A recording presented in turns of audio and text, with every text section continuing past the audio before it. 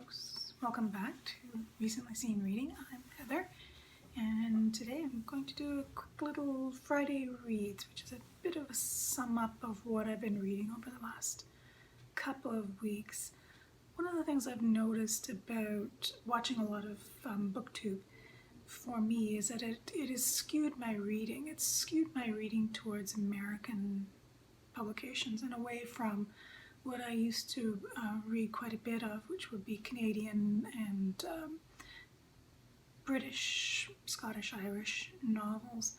So one of my hopes for this year, not a goal, but a hope, is that I'll be able to kind of shift my reading back towards non-US authors over the course of a full year. So I started the year out by picking up 3 books that were on the Giller long list, and one of the Giller winners for this year. I read Swimming Back to Trout River by Linda Rui Feng, What Strange Paradise by Omar Akkad, and Cedar Bauer's Astra.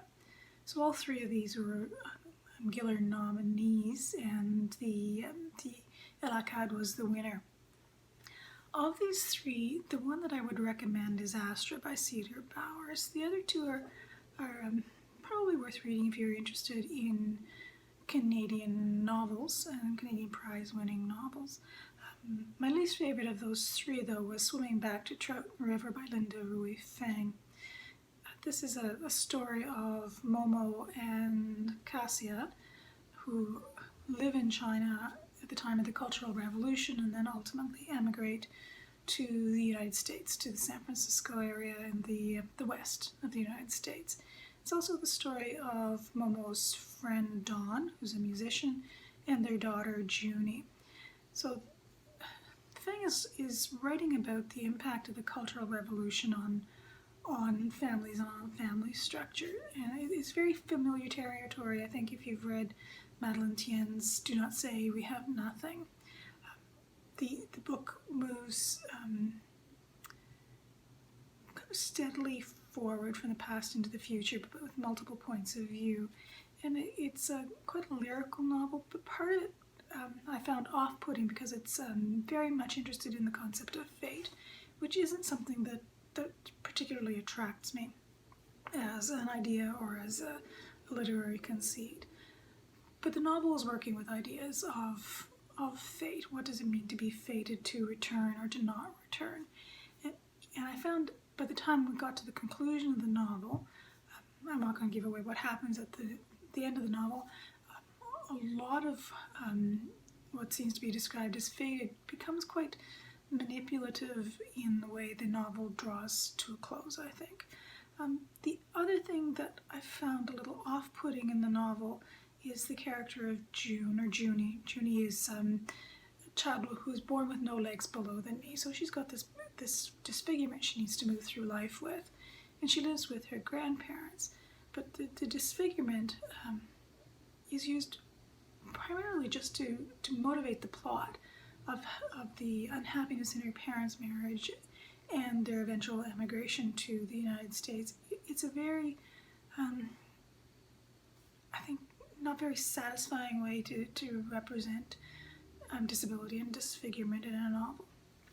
If you were interested in reading a Canadian novel about the impact of the Cultural Revolution on people who emigrate to Canada from China, I think Madeleine Thien's Do Not Say We Have Nothing is a much finer novel to read. So a bit of a disappointment for me. It's a well-written novel, but I fundamentally didn't get along with some of the premises of the novel. The second Canadian novel that I picked up at the beginning of the year is Omar Akkad's What Strange Paradise. And this one actually won the Giller.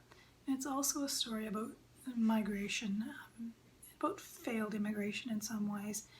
It's the story of Atir, who migrates as a refugee with his parents and sibling from Syria to Egypt, and from there on to one of the refugee boats crossing the Mediterranean towards, in this case, Greece, to a Greek island, and the boat sinks.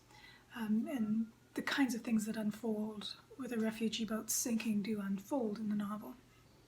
What a Strange Paradise is structured in essentially two timelines.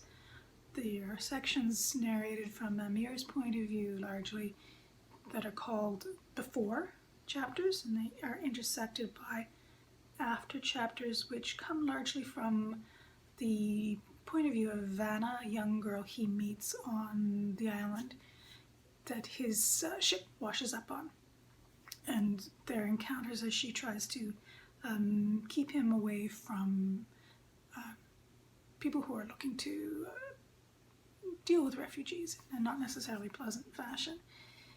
I think the before chapters are much more compelling and actually are much better written than the after chapters. There is a small section at the very end of the novel where the whole novel turns and the point of the novel becomes much more clear, and it's called Now. And there's not much I can say about that chapter or that term without ruining the effect of the novel. I think this is actually quite an uneven book. I understand, I think, what he was trying to do and the point he's trying to make in it, but I didn't find it as a very satisfying novel to read. I think it's a little bit better than the Feng swimming back to Trout River, but still I found it a frustrating read in some ways. The novel that I found more satisfying of the three Canadian novels I read at the beginning of the year is Cedar Bauer's Astra. So this was on the Giller long list, but I don't think it got very much press or attention, and it deserves much more attention than it's gotten. It's the story of Astra, who is born on a commune in BC, and it follows her from her birth all the way up to, I'd say, mid-30s, early 40s. It's divided up in chapters that, like Akkad, uses varying points of view, chapter by chapter, and each chapter focuses on someone associated with Astra and gives you their point of view of what's going on in her life and what she's like. And it's very much like a collection of linked stories, that very Canadian kind of approach to narrative, you know, something that you'd associate with Alice Munro's Lives of Girls and Women.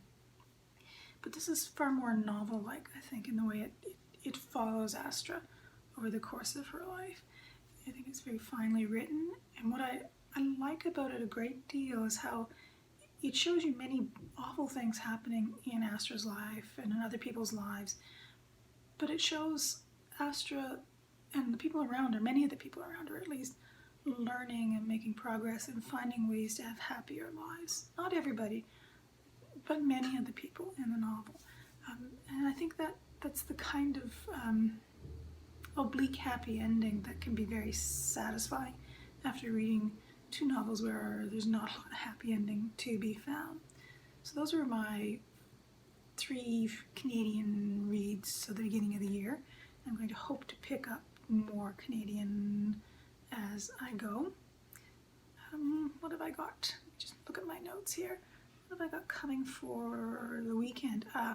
I've started Dorothy Richardson's Pointed Roofs, which was published in 1915, I think, and it's the first of the novel in her pilgrimage series of, 13 or 15 novels, and it's one of the first, if not the first, stream of consciousness novels. It's the story of Miriam Henderson as she is suddenly plunged into having to work for a living, and she's working as a teacher in a German school in Hanover, I think. And I'm about halfway through. It's a skinny little thing, and I think I'm enjoying it, but it's hard to tell because you're really in Miriam's mind, and she's kind of at a pretty scattered point of her life, I think, as a very young woman. I don't think she's even 20 in this one. So I'm hoping to finish that this weekend, and parts of it seem to be quite vivid in the way interiority is being described, so I'm interested to see how that turns out. The other one in the nonfiction department I'm trying to read this weekend is a classic of Canadian history. This is Angus McLaren's, let me get the title exact, Our Own Master Race Eugenics in Canada in 1885 to 1945, and this came out in 1990, and it does what it says on the tin. It's a book about the history of eugenics thinking in Canada. It's ugly, ugly stuff to read about. because eugenic thinking was all through the Canadian feminist movement of the period, the Canadian medical community, the Canadian higher education system, but it's a part of Canadian history I don't know a lot about, but want to understand more because it's connected to some of my research, and it's just a big gap in what I understand about Canadian history. It's smoothly written, it's easy to read, easy to understand. If you can find a copy somewhere in a library, I think it's probably worth reading. And in the maybe department, if I get through the Richardson and the McLaren and everything else that goes on the weekend, I'm hoping to pick up Beryl Bainbridge's The Dressmaker. This is her third or fourth novel. It was published in 1973, and it was one of the 5 novels she had nominated for the Booker. She never won the Booker, and it's part of my project to reread all of Bainbridge, who's not much read these days, which is a shame because she's a very fine writer.